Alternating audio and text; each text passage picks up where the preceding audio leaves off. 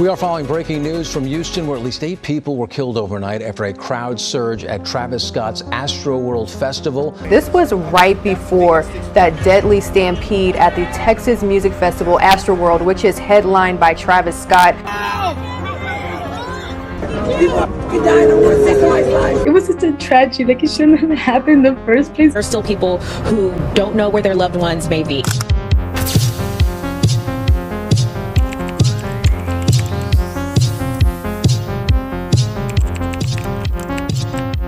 In this video, I'm going to be covering the events that occurred, some theories of how things got out of control, and 3 years later, has the concert industry really learned anything from this? On November 5th, 2021, Travis Scott headlined in Houston, Texas, with opening acts SZA, Lil Baby, and Don Toliver, to name a few. The Astroworld event is based on his 2018 album with the same name. Houston is also the hometown to the artist. The warning signs were clear. 50,000 people were attending after being reduced down from 100,000, and planning between event organizers, venue management, and Houston County officials was not aligned, leading to concerns around the ratio of guests to staff, medical staff on standby, and necessary facilities like restrooms and water stations. Attendees were showing up as early as 5 in the morning, the day of the 5th. Before gates were open, attendees were bypassing checkpoints by rushing staff and hopping barricades. It was even reported that someone brought bolt cutters to sneak through, and a security officer was even jabbed with a needle laced with fentanyl in the process. We do have a report of a security officer that he was reaching over to restrain or grab a citizen, and he felt a prick in his neck. He went unconscious. They administered Narcan. He was revived, and the medical staff did notice a prick. Leading up to Travis Scott's performance, officials were meeting as they had an influx of people seeking medical help due to overdoses and other injuries. And there's a lot of people trampled and they're passed out at the front stage. As Scott's performance began, fans rushed the stage, leading to crowd surge or crowd crush, which made fans unable to breathe because of the pressure. If you haven't been to a concert before, it may be hard to believe, but when you have that many people in a confined space, it can make it super uncomfortable to be in.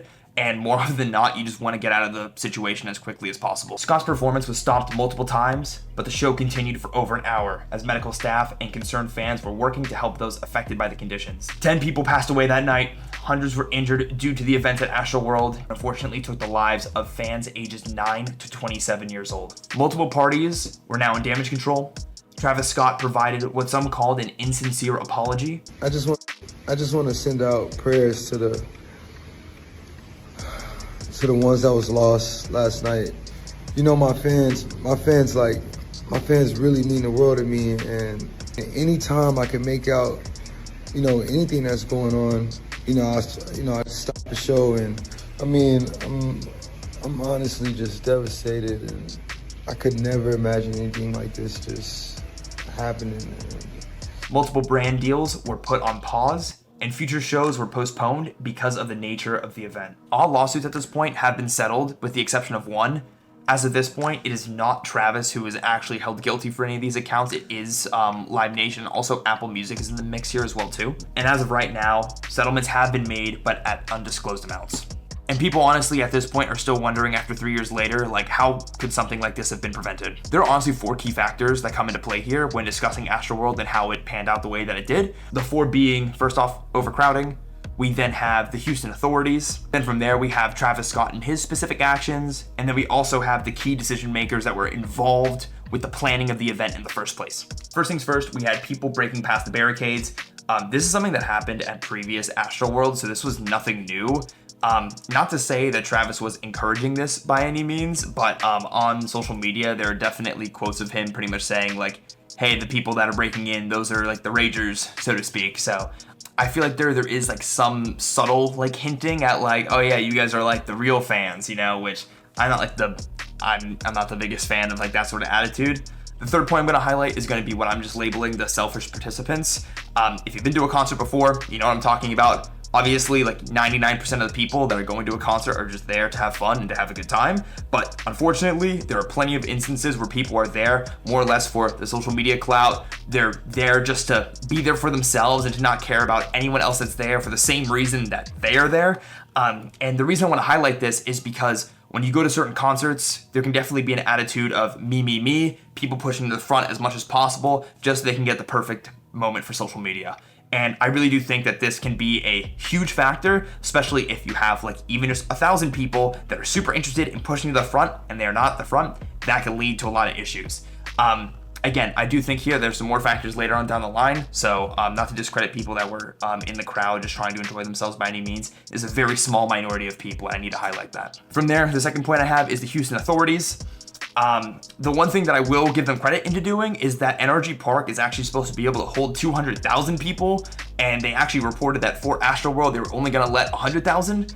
I think got dropped to 70 and then went further down to 50,000. So I do want to say, at least on that side of things, that they definitely did a good job in, lowering down to just be a quarter of what was actually allowed to be in the space for safety purposes. So I'd say that was definitely a win there. What I would say though is like a bit more of an issue is the lack of security for the amount of people being there.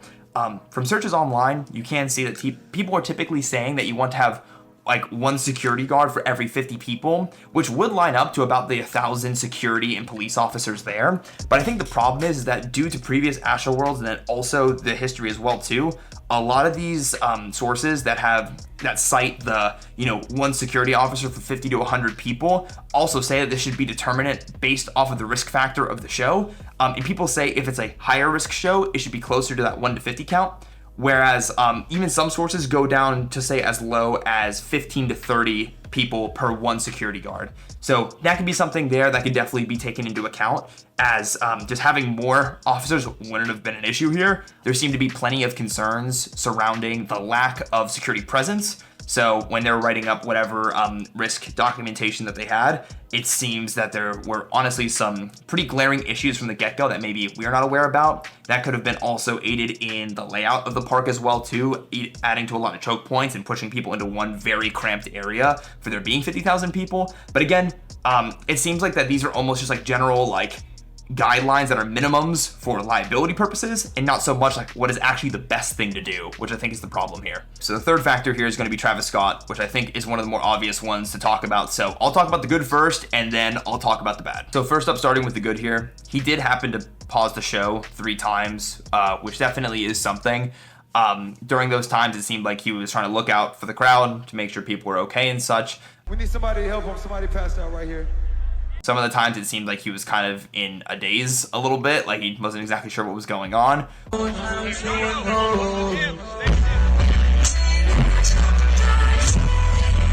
I guess to play devil's advocate, I will say that when you're in front of a crowd of 50,000 people and shit is crazy and you have lights and you have in-ears in and you have the tracks behind you and everything like that, I can understand why that can be a bit difficult to digest everything that's going on.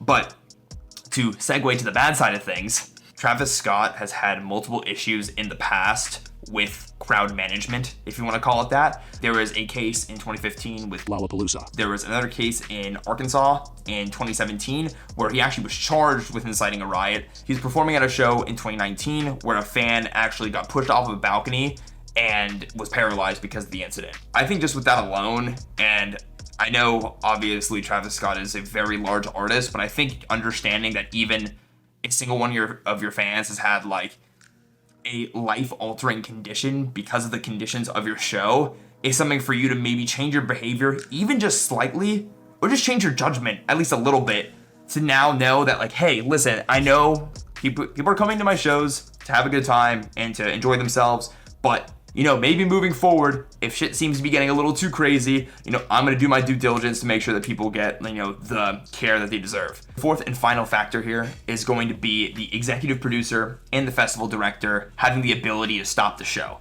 There is a 56-page document that outlines the protocol necessary for different emergencies and disasters. However, there is no mention of crowd surge, but there is a mention of rioting, which I think is the most applicable for this situation. There is a chain of command established for the different situations, and across the board, two-way radio is the way communication is handled. In this case, if people on the floor, like the staff, if they're supervisors, whoever that may be, they would all be using two-way radio communication to then relay back to event control what was going on during this situation.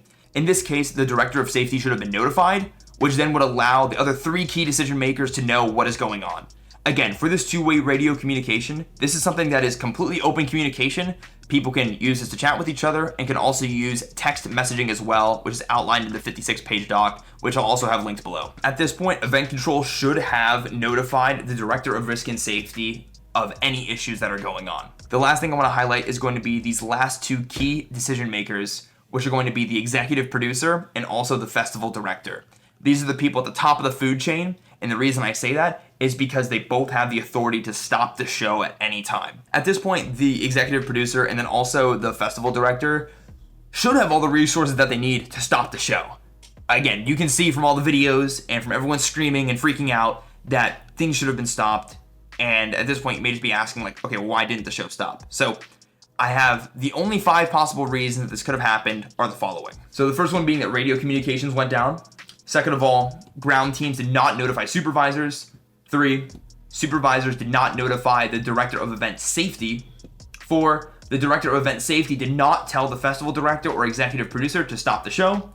And finally, the festival director and executive producer, despite all of the command chains being followed, did absolutely nothing.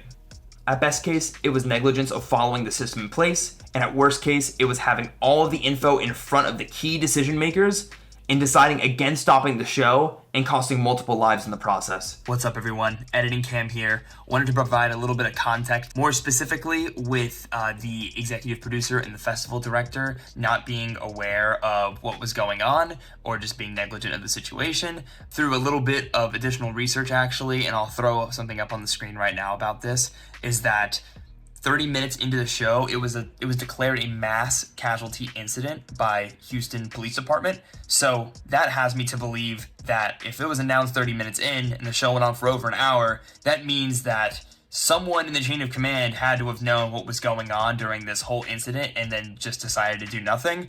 I don't want to make any larger accusations, but that's just one of the ideas that I have going into this.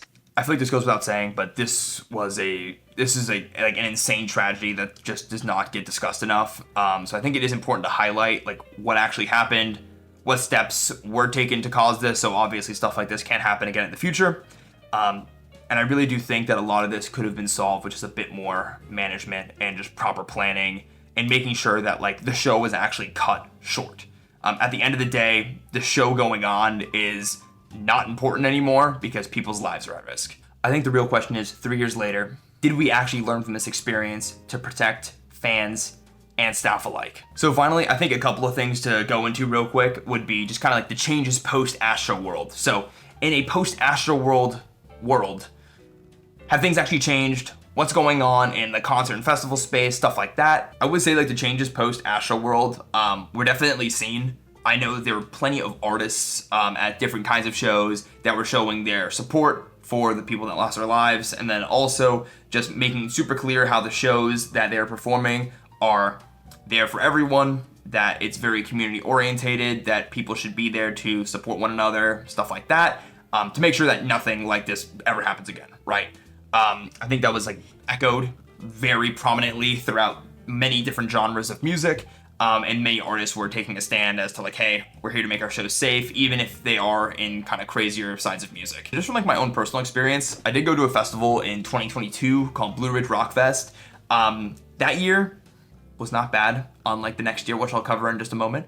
But in 2022, I remember this is like kind of in the wake still of Astroworld, I'd say, which was about, I want to say maybe like 6 to 8 months after.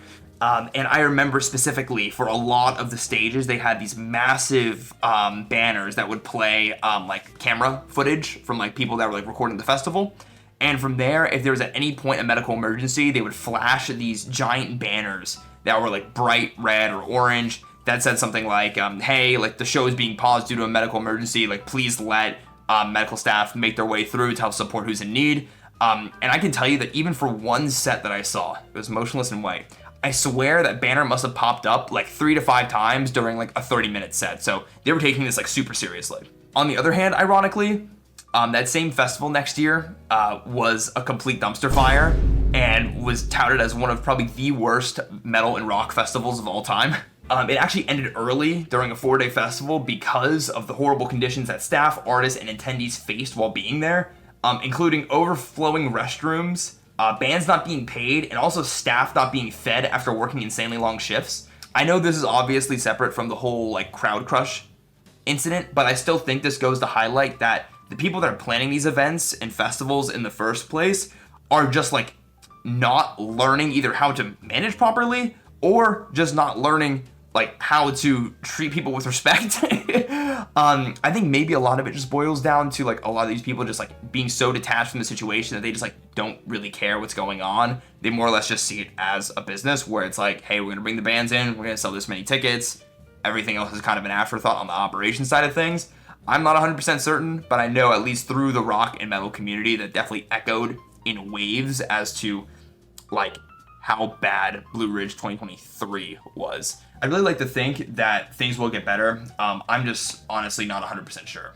Like, Astroworld hasn't happened since, and speaking on the side of Travis Scott, he hasn't had any additional mishaps since, and he tours quite frequently, so I'd say that's a plus. So that is the history behind Astroworld 2021.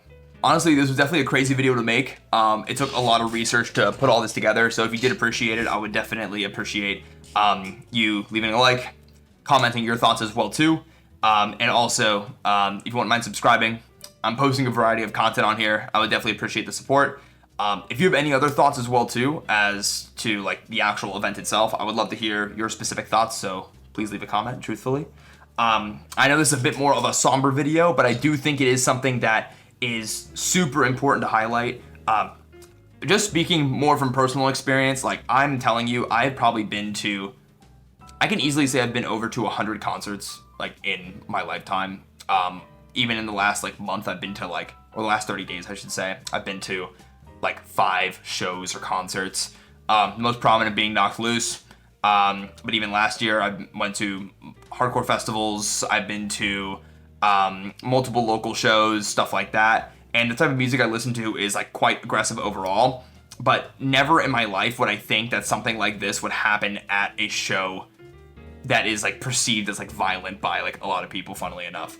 And I don't know what it is. I don't know if it has something to do with the status of different artists or the type of music or whatever that may be. But I will say that although people do get hurt at the shows that I go to, again, I've never would imagine something like this happening. And I think in this case, obviously, to separate it out, definitely is a bit different because we do have like crowd crush and crowd surge at play, whereas a lot of the shows I go to will maybe max out at a couple thousand people at smaller venues. So that's definitely understandable.